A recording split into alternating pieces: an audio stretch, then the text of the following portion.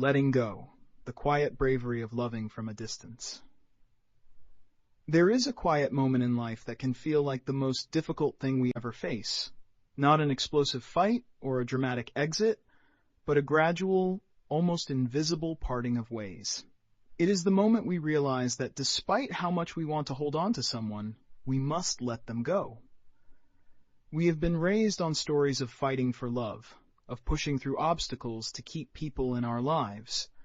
But the hardest task, one that goes against every fiber of our romantic hopes, is learning to love someone from a distance and accepting that this is okay.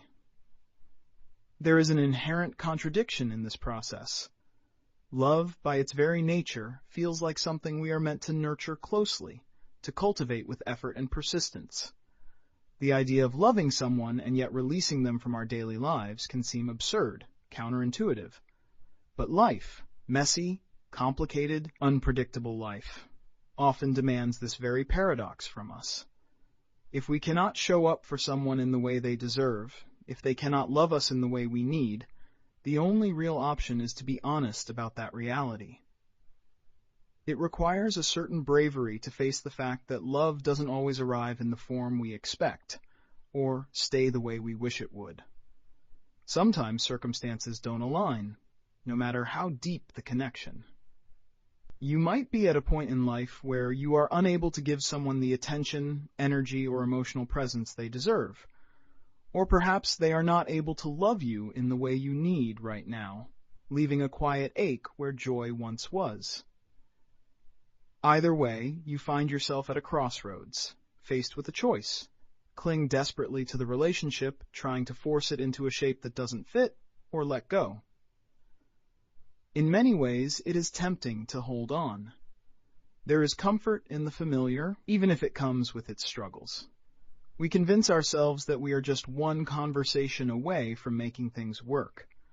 But more often than not, we find ourselves suffocating under the weight of unmet expectations and unspoken disappointments.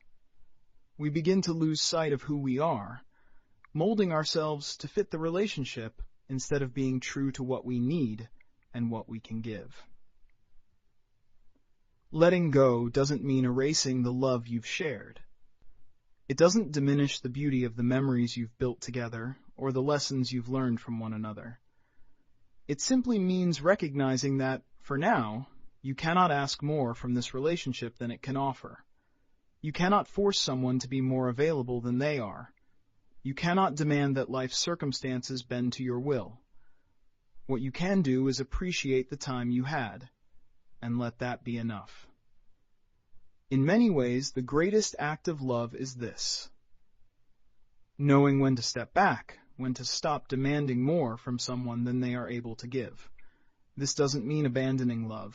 It means reimagining it. Distance doesn't diminish love. It reframes it. The space that grows between you and the other person may feel like a loss, but it can also be a reflection of growth, both individual and shared. What you've experienced together is real, and it will always be a part of you. This doesn't imply that you're giving up or that love has failed. It's not about settling for something lesser, but rather about accepting that love, in its purest form, may exist beyond proximity. Sometimes loving someone means understanding that their role in your life was to teach you something vital, even if that lesson doesn't last forever in the ways you'd imagined.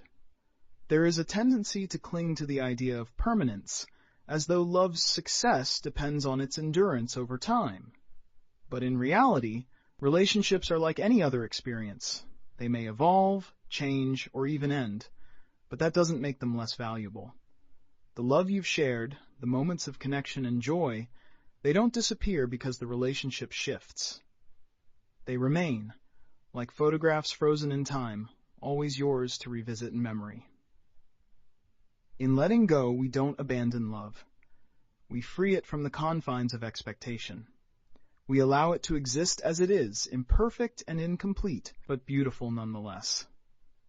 And in doing so, we also free ourselves to grow, to experience new forms of love, and to remember, with tenderness, the people who shaped us along the way.